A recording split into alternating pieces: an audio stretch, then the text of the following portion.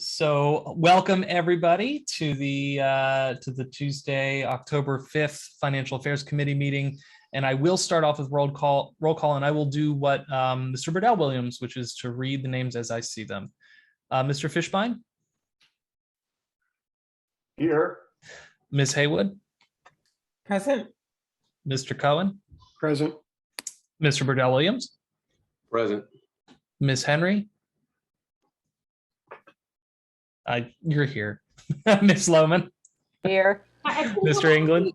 I'm sorry. Hi, Pam. Mr. Pender? Here. And Dan Schultz, I am here. So as all of you are aware at this point, we are trying to get our former or previous auditor to come in to complete the audit, which was scheduled to take place in October. We are working on that. Mr. Linderman has been in touch with them. So in terms of the update on the status, as you can see, he says the audit for the end of last year has been completed, but for the coming year and for auditing our end of year expenses, for that, we need our auditor to come in. And as I said, he's working with that company to be able to do that. That's really all the information that I have. I don't know if there was anything else in the audit plan that he has to say about that at this point. So we can come back to this as well. There had been a request previously to talk a little bit about Esther funds. And so we've included this slide to really explain about not only the purposes of Esther, but as you'll see on the following slide, to really show some of the expenditures that we have been able to write into the grant at this point. We still have time in order to complete and to finalize Esther funding.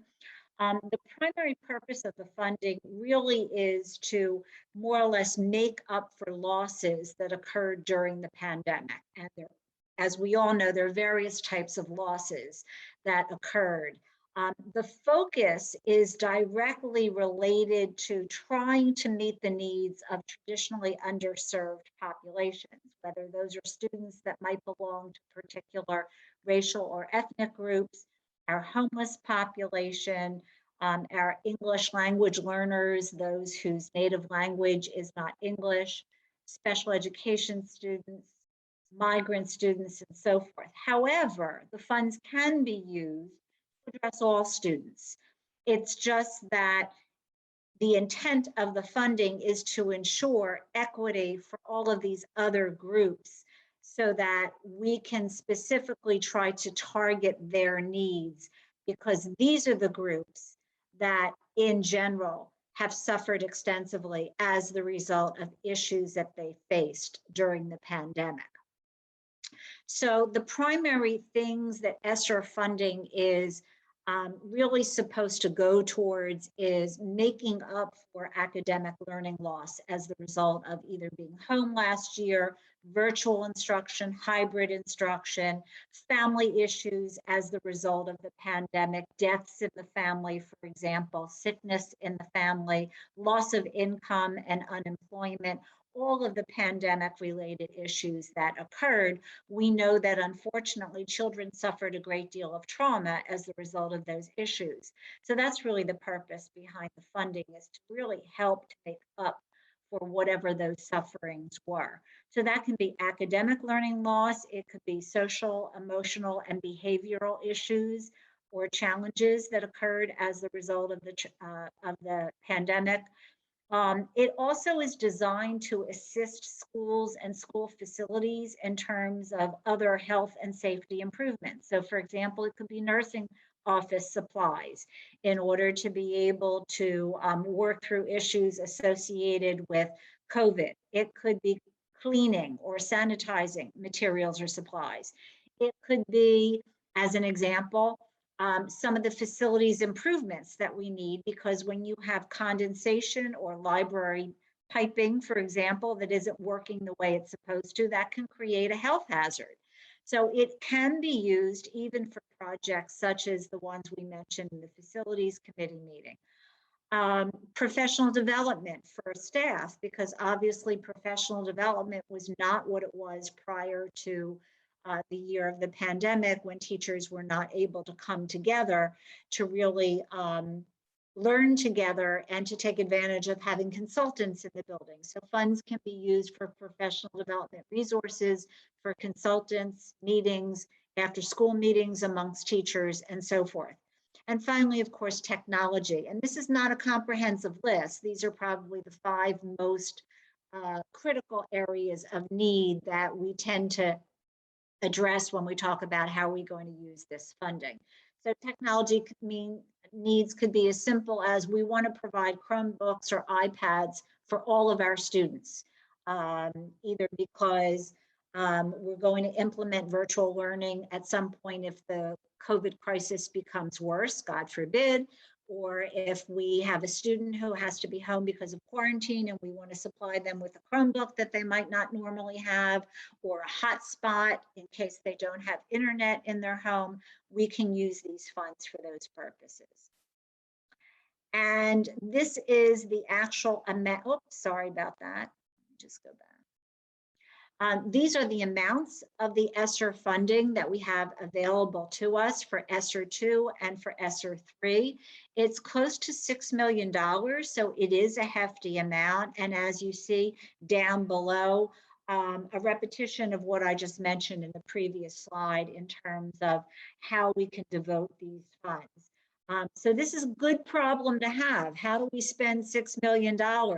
Believe it or not, it's not as easy as you might think. You know, I have to beg everybody to give me requests for spending this money. But like I said, that's a good problem to have. So these are some of the uses that we've identified so far. And I'm very happy to say that when I reached out to some of our parent groups and asked for their suggestions on things that they felt were important or that they needed in their organizations that would assist students or their purposes, I had considerable input and feedback. So for example, our special education advisory group, SEEK, gave me a laundry list of items, and we were able to include a number of those. Our Cheltenham African American Alliance, a number of our parent groups and our PTOs, our teachers. We had faculty meetings where principals were able to ask their staff for suggestions and ideas. So we've had a considerable amount of input into this. And I won't read the entire list. You can take a look at the bulleted points yourselves and see where some of this money is going. And again, considerable amount of resources, including all kinds of different supplies and materials, some staffing needs, including consultants, specialists, counselors, and so forth for students. After school funding to pay teacher salaries, whether it's for compensatory education, enrichment programs, remediation, both during the summer as well as over the course of the school year.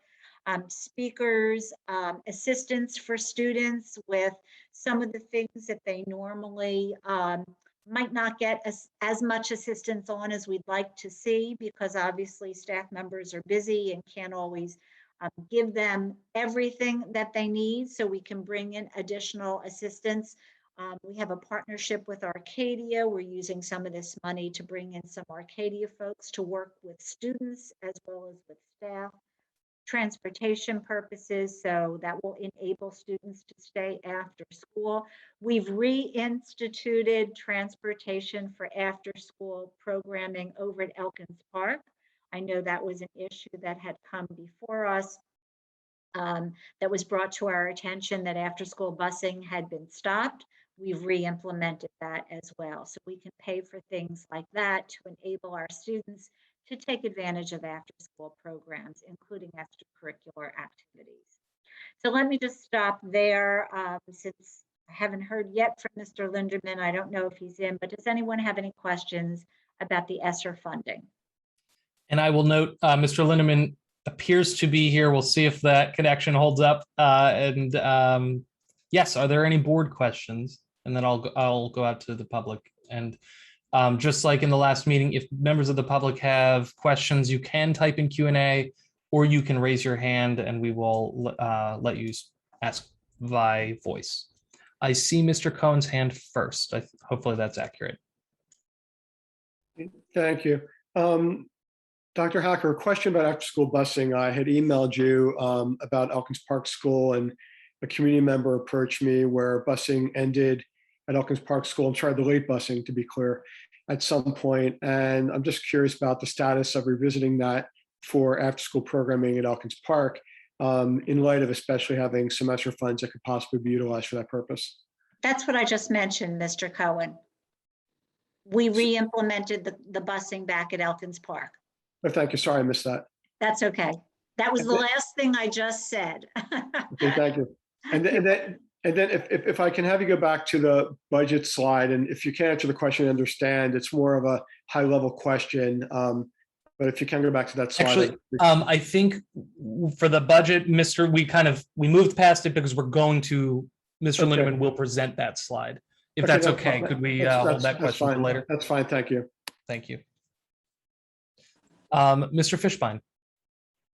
I would be remiss if I didn't first thank you for thinking of the idea of using funds available to us to reinstitute late busing. That has been a topic everyone on this board knows that has gotten an outside level of attention, and I want to give tribute to Brian Malloy, who saw that as a really important issue and spoke about it frequently. And it's very good that from an equity standpoint, the students who need that busing in order to participate are now getting it. That's all I had. Well, thank you for sharing the history of that. I was not aware of that, but it just seemed kind of like a no-brainer.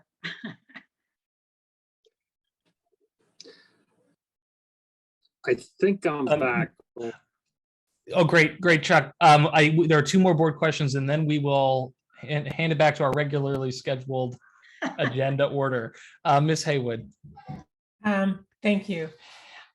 Dr. Hacker, I know that the board was really concerned at the end of the school year last year, as well as administration, about the social and emotional needs of our students coming back into the schools for the fall. And I know that, we're using some of our ESSER dollars to really address that.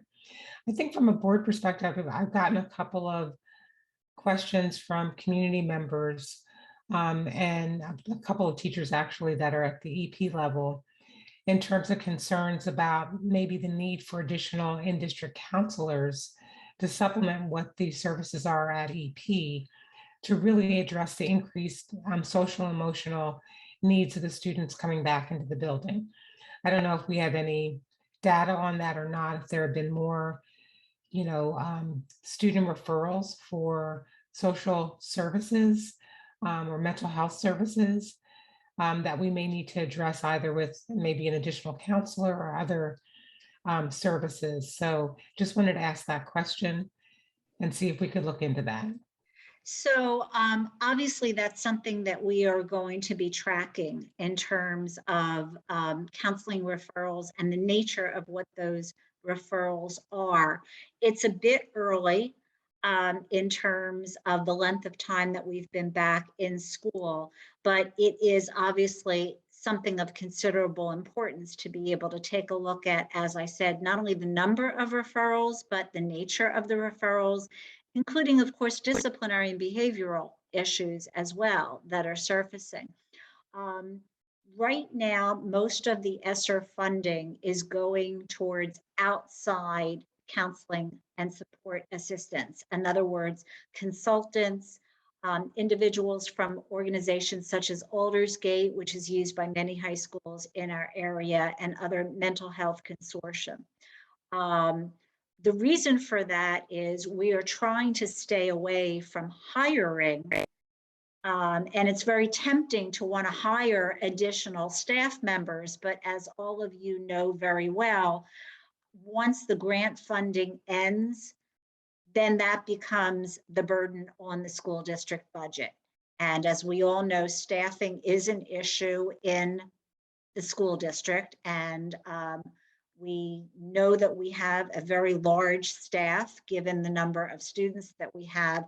So for right now, we're trying to take the counseling services and fill in the gap that you're speaking of with outside individuals coming in to assist us. Now, when I say outside, I do want to make the point that they come in several times a week, so they do become known fairly quickly to the students and develop relationships with them. So it's not like we have different strangers coming in all of the time. We also, for example, are funding our Effective Solutions program, which has clinicians that are coming into some of the schools on a consistent basis as well. So for now, that's the avenue that we're doing, because as I said, we're trying to avoid actually hiring additional staff members in the district. If down the road, we do believe, however, that we're seeing such a magnitude of issues that we have to recommend additional staffing for the district, that will be something that I'm sure will come to the attention of the board. Thank you. Thank you, Ms. Haywood. Ms. Henry. Yes. So question for Chuck, which is how are the dollars for this being tracked? And at some point, can we get a understanding or report out on what's being, what's actually the actual spend against the ESSER funding? We have separate accounts for that, yes, and we can do that. Actually, Dr. Hacker, we get one of those every week, so we can kind of pull that out and put it in a little better format and share with the board. Thank you. Ms. Henry, I see your hand is down, so I will, Mr. Fishbein. Thank you. I just want to add my perspective on Effective School Solutions. That organization gave a presentation last year at Affairs, and we interacted with them. Their presence in our district gives us the ability to deal with the social emotional losses without hiring people, as Dr. Hacker said. But I feel like they are state of the art, and I think we are doing our students a tremendous service by having them available now for that purpose. And I actually have heard from one community member that their child benefited from that. So. Thank you for sharing that. That's wonderful to hear. They also did a very extensive presentation to our entire administrative team over the summer at our leadership workshop. And I agree with you. I felt that they were very impressive when I heard from them as well. Thank you. And I believe I have one very brief question on transportation, which is just to say, I guess it sounds like to ask, so, you know what, I'll take it offline. I just would love to understand better how we reached the point where those buses were stopped, and because I actually did not realize that. And I know it was a heavy conversation over a series of months, but Dr. Hacker, I will gladly just ask you that one-on-one. So I'm sorry. And Mr. Schultz, I think you know that part of the answer, I can't tell Sure. you. I can't Right. tell you the history of it. I can only tell you that fortunately we've reinstituted them, and it was a quick. That makes sense. Thank you. Then I think Mr. Linderman, let me, I think just to catch you up because you were off, we have obviously covered the ESSER funds, and Dr. Hacker also gave the brief update on the audit timeline. We looked at this slide, but it has not been presented. So we would love the current year's budget update. Okay, so I'm sorry, in the last current year's budget update. It's a lot last year's budget, 2021, and actually on the audit slide, I need to correct that slide. The 21-22 audit really means the 6/30/21 audit, which is the audit the year you're just finishing. 21, 22, we wouldn't talk about that audit until the year is over. But doing a little deeper dive into your final numbers, compared to what we had projected year end, and you can see there's some discrepancies. I was a little kind of miffed at some of them, so I took a little deeper dive into some of the numbers. We still are finding things that need to be charged to last year that aren't. The one big area, and I think I heard Dr. Hacker talking about it, was transportation before I kind of pulled out or got abruptly dumped off by my computer, and thus I had to go to my little iPad here. So anyway, what we found was the biggest single area was busing. You had budgeted like $7.6 million for busing and only spent $5 million. So doing a little digging, and I knew we were underspent in busing. We actually hadn't paid a lot for any busing as of probably March or April of last year, maybe even May, because I was working with Mr. Custer at the time, saying, they hadn't, there was apparently a back and forth between up to when Kara left about how much you were going to pay the contractor for buses not running last year.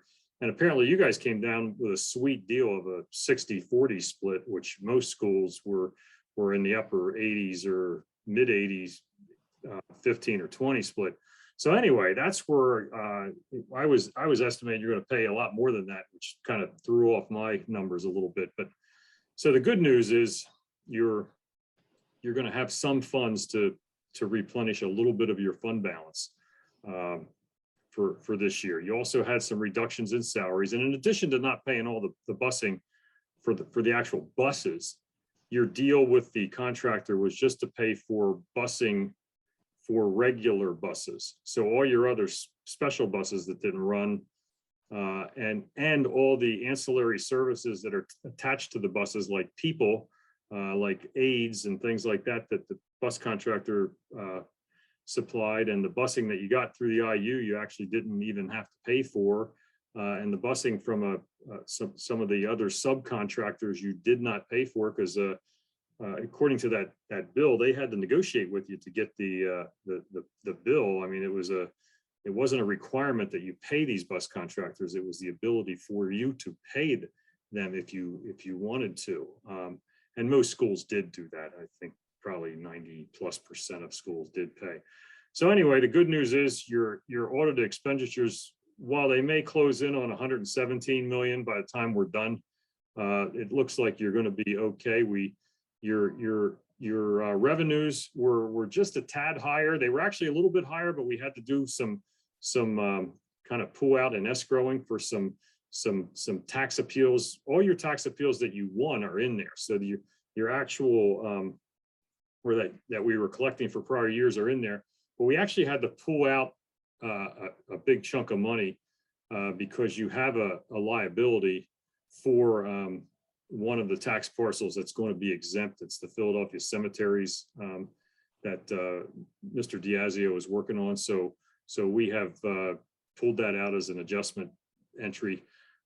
If we don't do that, then in a future year, like this year or next year, whenever it settles, then you're going to have to pull it right out of your local revenue. So this was a year to do it. Should have been doing it all along when it was first filed, but you didn't. And so that was kind of what it is. You did have the extra federal money that's showing mostly your ESRA 1 money that came in and you received, and some of the ESRA 2 money that came in for last year, as Dr. Hacker, I think, talked about the remainder of the ESRA 2 and the ESRA 3 will be received over the next couple years. We did budget $300,000 to keep the late buses in for this year. If you remember in the budget, we put, I think, $300,000 to run those late buses. So I'm not sure what happened there. And I'm not sure I'll have the history of what happened, because we have a new transportation person and he's been out for the past week or so with a little health condition, but he's supposed to come back tomorrow. So Dr. Hacker and I can find out, make sure that the late buses are run, but that was pretty key in helping you.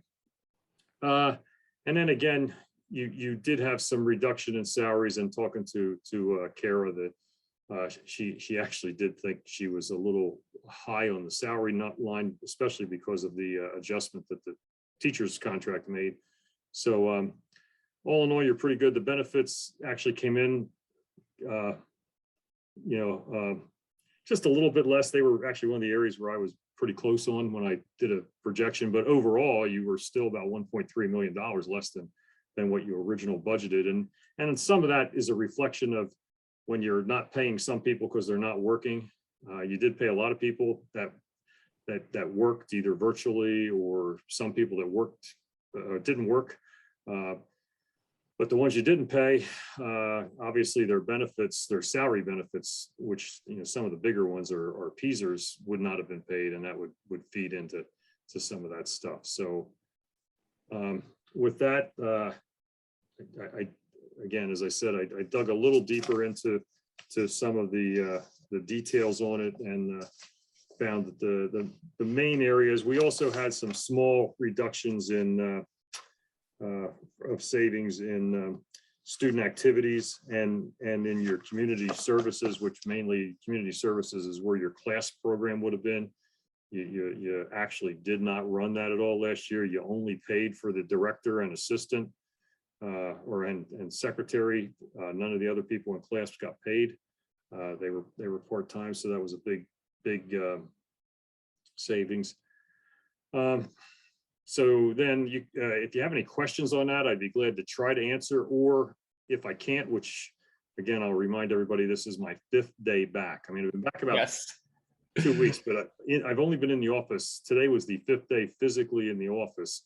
I have been trying to keep Dr. Hacker a little more informed on stuff from our end, so I do try to converse with her via email or whatever she needs on a daily basis. I just again, for certain other commitments I have, and I haven't been able to make it in there. So I'm in there, when I can. I will give kudos to your assistant business manager, Lou Kim, and the business manager secretary, Katie Brett. They've really kind of helped keep things going, kept people paid, kept your bills paid, relatively, basically kept the business office, from going under by hitting with, because you hit the iceberg, and they didn't let you sink. So great job to those guys. And I probably wouldn't have come back if they still weren't here. So because I knew I could count on them for whatever I needed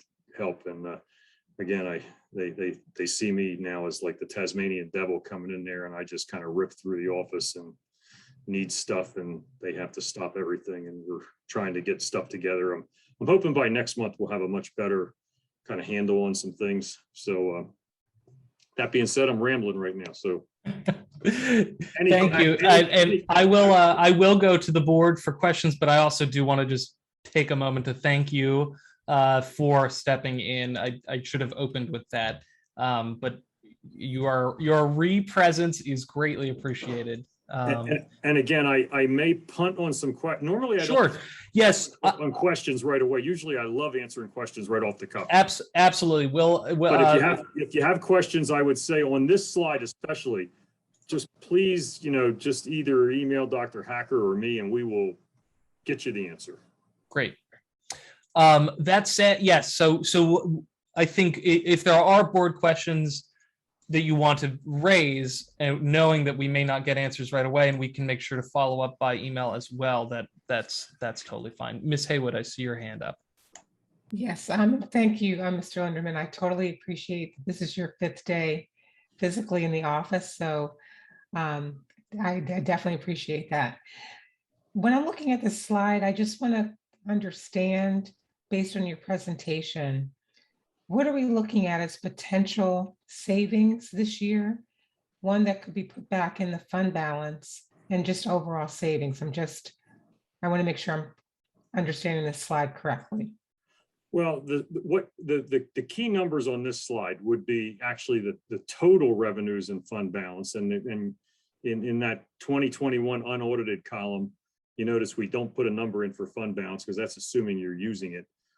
So you really had real revenues of about 119,500. Now it's going to be plus or minus because it's unaudited. And then you get down to total expenditures and you're about 116,800. You know, as I said, I really think that's going to creep up to 117.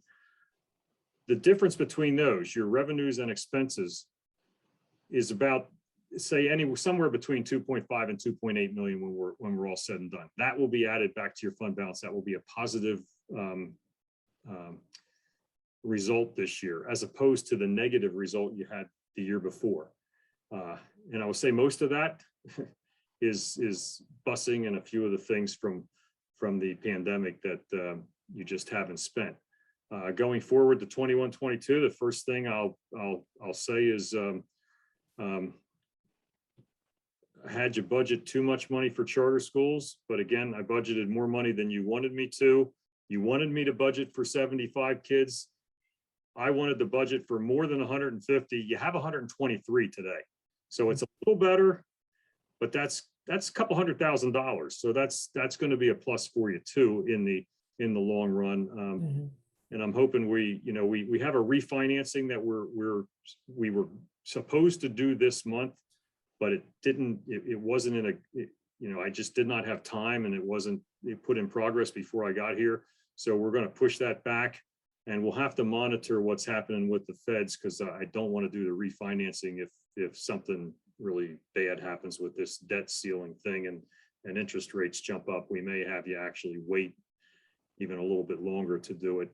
We don't have to do it now, because it's one of those things where you're doing the refinancing and you really don't settle on it until after the new year. So, I have been working with the PFM and the RBC people on that, and we actually had to finish the 2020 budget or audit. So to get that uploaded in a system that they call EMA, it's the SEC has a system that you have to put all your financial documents in so that bondholders and potential investors can go look at. And before we could sell bonds, we had to do that. So thus we had to get that in there. And so more to come on that. Hopefully we'll be able to come back and give you. You did give us the go ahead back in June to just go ahead and refinance. We did a parameters resolution for this little refinancing of, I think it's the 2017 bonds. So when we're ready to go, Brad and Lou we will just kind of hike the ball and hopefully do a little better than the Eagles did on Sunday. Thank you, much appreciated. Ms. Haywood, did that answer your question around the 2020-21 unaudited column is the column of focus? Yes, and my only other follow-up question, and again, it's more really of a comment, and I know that when we do our budget, it's really we're forecasting, we're anticipating based on past expenditures what we expect to have to spend the following year, and COVID really was, a curveball in terms of what those expenses would be going forward. And obviously not having a crystal ball, but looking at kind of these overall savings, I'm wondering, as we go forward and put together our 21-22 budget, is there anything else we could do to get a little closer in terms of what we actually need to budget and what we actually spend? Because ideally, if we didn't have to spend the $2.some million, that's money that we would not have necessarily had to raise up to index or had to use our fund balance. So it's just more of a theoretical question. And again, I know this is more art than science, but just wondering if there's anything else we can do to be a little more precise about our budgeting going forward. If I may, I'll just step in to point out that that gap, I mean, that was COVID. Our numbers are just why, I mean, look, if you look at actually not even the comparison of like our revenues are 2 million lower than we expected. Right. So in a sense, we raised taxes and yielded the same revenues as though we hadn't raised taxes. So I want to just make sure it's very clear that to anyone listening and a member of the public that I'm actually not sure we could have been more precise as somebody who was chair while we were going through that process, just because we couldn't know whether or not the teacher's salary freeze clause would trigger or not. We couldn't know what our busing situation would be. And obviously, if the savings in busing was totally based on our decision to be virtual until February. And there's no way we could have predicted whether we were virtual until February back when we passed our budget. So I'll just throw that out there that I'm not sure speaking as a co-chair of finance committee, but not as a member of admin, I'm not sure we could have done much better than that. And I will, Mr. Linderman, if you want to add, please do. No, but I agree. We need to look at some things. There are some areas we could possibly tighten up. I'll circle back to one of the first forecast 5 charts I shared with you. And Dr. Hacker mentioned it, you are tremendously overstaffed. That one chart with your peers, and it's just real easy for me to look at Great Valley. I came from there and they have money. They have 200 more kids than you do and 50 less teachers. And I know you have some other needs for teachers that Great Valley doesn't, but probably not to the tune of 50 extra teachers. Maybe to the tune of 15 or 20 extra teachers, but not to the tune of 50. So you're going to have to make some hard decisions. I know last year's budget was a hard one. I mean, we had 11 retirees and only not replaced 2 of them. I think you're going to. It takes some hard work on your part mainly. Not I can throw you examples out all you want, but you guys got to make the decisions. I could throw you like, here's what you can do, and superintendent can say, here's what you can do, but you guys got to make the decision. And sometimes it's not great with the public because they're just so used to certain things. But let us look at some of these things and get back to you. Again, as we get a little more into the budget, and now I guess unfortunately I'm going to be into the budget from the start for this year. Last year I was coming in, the budget was already, I was kind of trying to grab onto a raft going down a rapids that was passing me, so I was just trying to jump on and finish it. Yeah, and I wanted to be clear that was the question and the comment were not meant as a criticism in light of the uncertainty, as much as basically asking ourselves collectively the question, if there's anything else that we could do this year to make our forecasting and our budgeting more precise. And again, knowing that, Mr. Linderman, as you indicated, we'll have to make some hard decisions depending on where we'd like to end for the school year. So thank you. Thank you. Mr. Burdell Williams. Yep, this will be brief. Understanding that last year was an anomaly, I know that predicting expenditures for special education was particularly challenging. And so I just wanted to just understand, how do we do with those specific projections? Is again, very general question. Was that an area that we still, I know there's ongoing uncertainty around predicting special education costs, but want to know if we're anticipating anything that we realized that happened last year kind of carrying over into this year. Okay.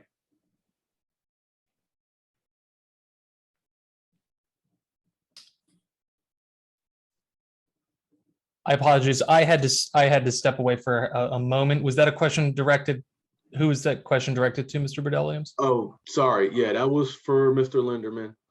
Just in review. I know again, special education is something where is one of the focus areas for us where we and other school districts have challenges with predicting our costs. And I just wanted to know what impact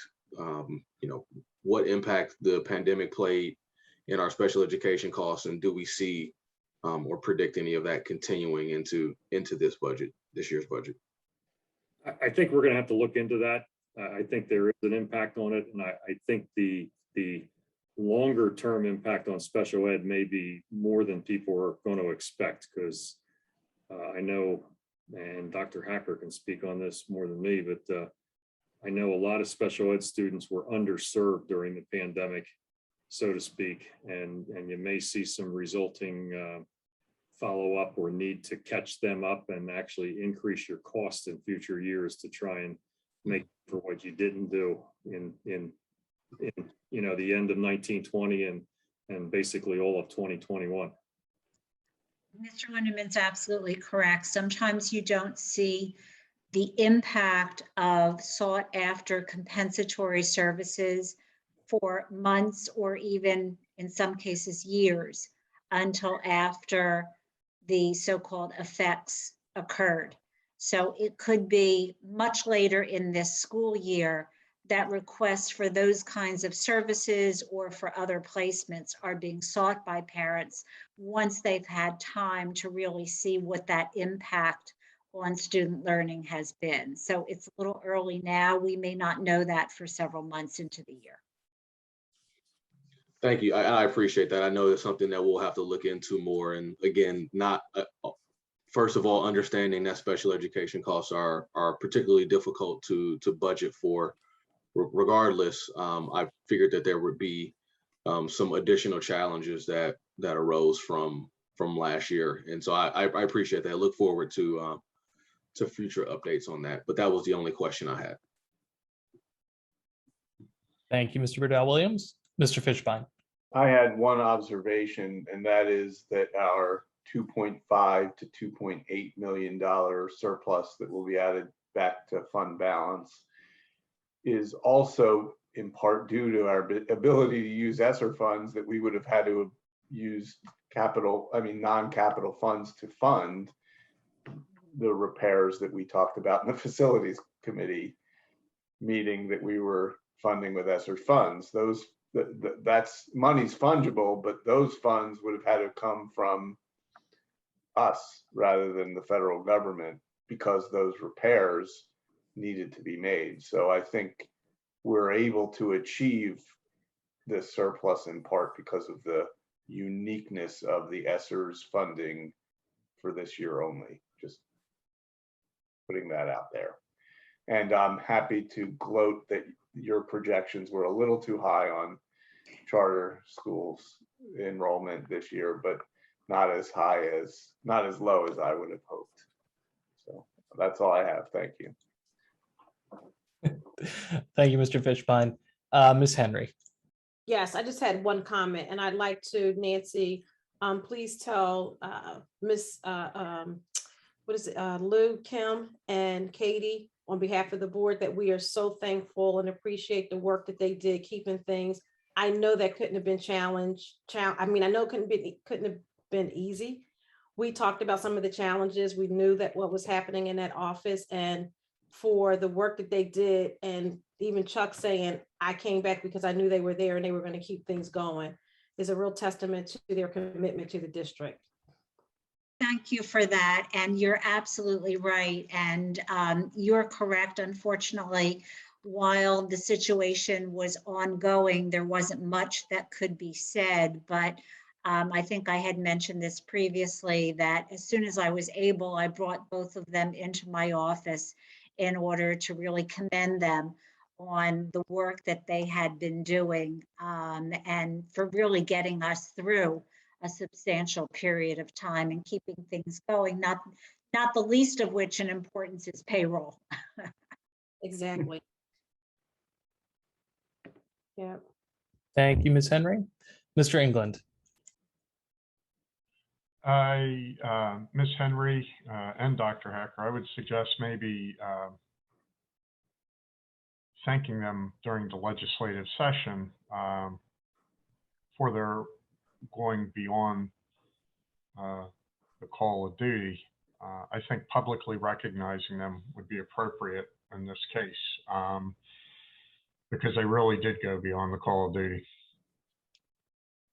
I think that's a great suggestion, and perhaps Ms. Henry and I can speak about who will have that honor, and we can do it during the portion of time in either the superintendent's report or the president's report.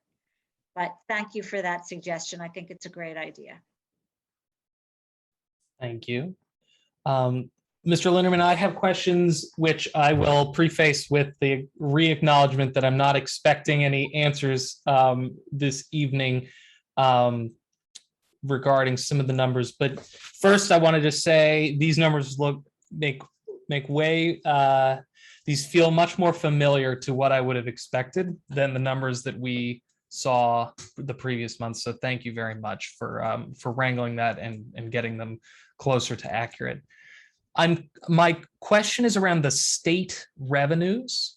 And just clarifying to be 100% clear, I'm looking at the second column, 2020, the unaudited 2020, 2021, not the projection year end. Do we know why the state revenues are approximately $1.3 million lower than budgeted? We're working on that. Okay, great. I don't want to give you a Totally fine. I just, yeah, we can follow up on that. And then actually that is it. I guess my only broad question is what is projection year end? Do those numbers mean anything, or is that sort of they were just in the slide and we should pretend they're not? Well, yeah, that was just they were my wild guess back in May and June. Okay. So I mean the only thing that is relatively close is the difference between revenues and expenditures total. It's right. 2 million for the projection, and it's 2.8 or 2.3 for what we were looking at actual. So the net difference was we were going to add some money back to your fund balance, a little bit of it, and again the hope coming year, and this is the last thing I'll say on this slide, is that we actually budget a little more revenues than we do expenses and don't have any fund balance line there. I know it was a very small one this year, but that should be your goal. Yes, and I'm looking forward to our budget process, and frankly, we've come a long way over the past 4 years in shrinking that fund balance number on the budget. And I'm looking forward to increasing the number in the actual coffers. That is it for me, and I see no hands from attendees, but again, feel free to raise your hand or Q&A. But I think we can move on to the next agenda item, which is the food, I believe it's a report on services of transportation, since we covered the audit and the Esther. So both Mr. Linderman and I spoke with Mr. Platt, our transportation director, who Mr. Linderman mentioned unfortunately has been out with a medical issue for well over the past week, but he did supply this information, and I believe it was about a week and a half ago I had provided an update on transportation issues to the board. So some of this information should be familiar to you, although there are updated numbers. They're working very, very hard. Everyone is aware. It's been national news in terms of all the transportation issues, the lack of drivers that are the result of a number of factors. But the good news is Cheltenham Trans is working really hard to decrease the number of vacancies. As I had mentioned to the board about a week and a half ago, they had a particularly unique issue after the hurricane down in Haiti, or rather the earthquake, sorry, with a number of their drivers who were Haitian, who actually left to go home to check up on their families. They have been able to replace a number of those positions or get those individuals back. So we had more vacancies last week. We had 17 last week. We only have 15 this week. We had 4 non-CDL driver vacancies. This week it's 3. And we had 4 bus monitor vacancies. This week it's 3 as well. So they're doing their best, trying to offer lots of incentives. I don't know if any of you heard President Biden's speech last week. He talked about, he addressed the bus crisis across the country. In some areas, they've even talked about the National Guard filling in to drive school buses. And there's a trickle down effect. It means that if you have less drivers, you have to rearrange the routes. And when you rearrange the routes, you have to change the bus stops. And when you change the bus stops and you rearrange the routes, it may mean that it takes longer to get to certain locations, which means children are getting late to school, which means parents are very angry. And parents get upset when the bus stop changes. They get upset, understandably, when the route is longer. We've had a number of non-public school issues with communication.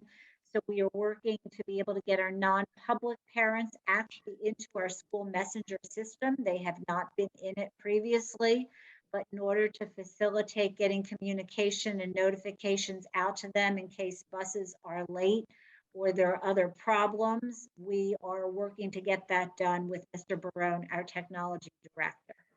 So these are all of the issues, as you can see. Again, they're trying to offer lots of incentives, but it is getting a little bit better, and adjustments that needed to be made have been made. And at this point, like I said, our biggest issue is that we're still trying to replace the vacancies that we have in order to make for shorter routes. Okay. Does anyone have any questions on transportation issues? Thank you, Dr. Hacker. Mhm. Any board questions? And I see no hands in the board or the public, so I think we can move to the next agenda item. Thank you for the update. And thank you to, similarly, when it comes to above and beyond and difficult situations, I just appreciate all of the effort by the folks in the transportation department. I know this is a difficult time.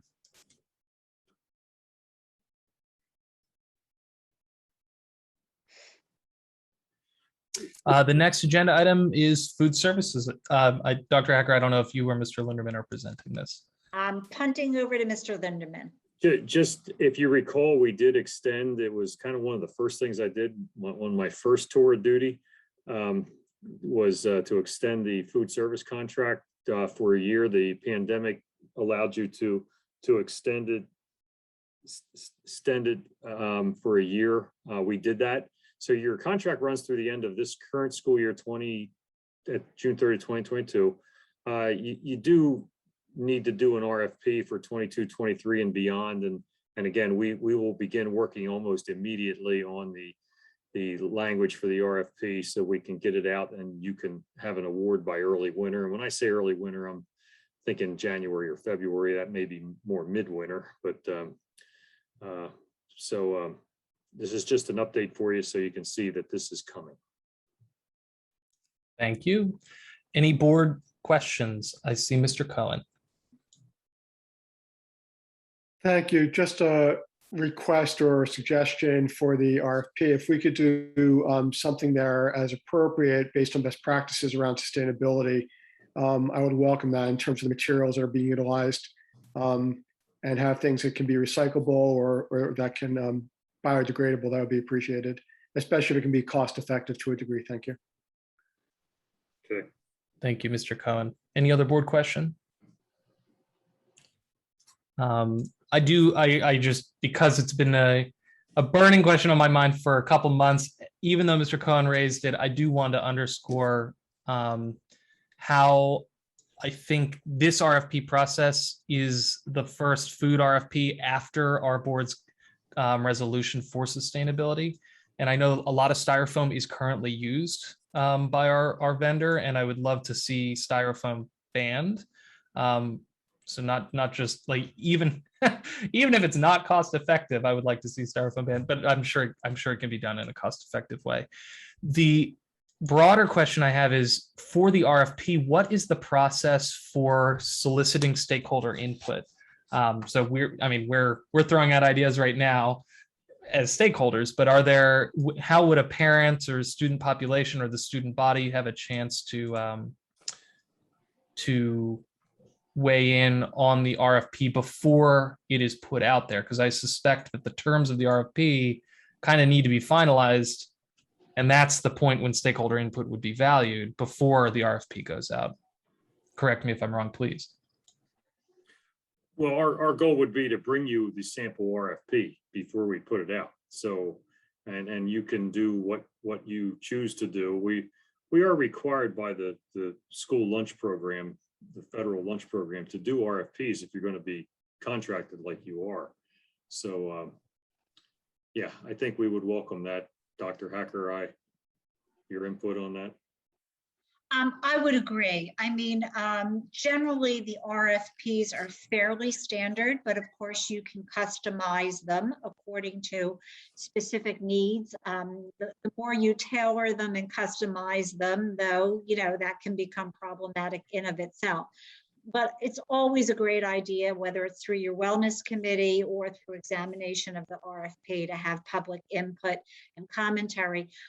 My preference is always not so much to do it during the RFP process, but once we get vendors who respond to the RFP, to bring them in for interviews and include members of the community as part of the interview committee who interview prospective vendors who have responded to that RFP. I personally believe that's always a good way to get some community input into the process.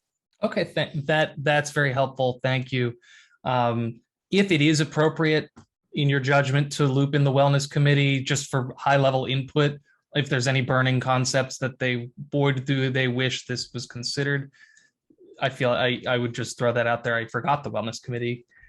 This would be perfect for that. So that's it from me. Are there any other, I see no board hands. Are there any members of the public with questions? I see none there. And I believe that was the final agenda item, and we can have a motion to adjourn. So moved. Joel Fishbein. I heard Miss Henry first, and then Mr. Fishbein second. All in favor? Aye. Aye. Aye. All right. Thank you, everyone. Dr.